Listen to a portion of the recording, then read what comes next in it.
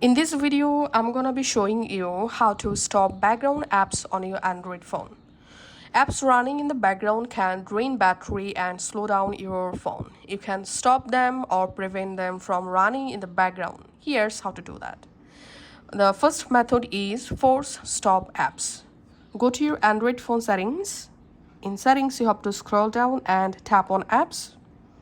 Now find out the app, which app you want to force stop. Just tap on the app and here tap on force stop. Tap on OK. This stops the app temporarily, but it may restart automatically. Second method, restrict background activity or prevent auto run. To do that, you have to open the settings app again.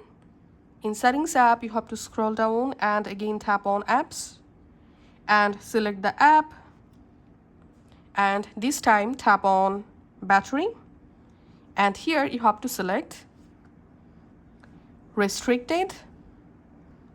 This stops the app from using battery or data in the background. And after doing these settings, we have to close all background running apps. So just go to the settings recent apps section, and here you have to tap on close all, and your all background running apps will be closed. And that's how you can actually do it. Thanks for watching.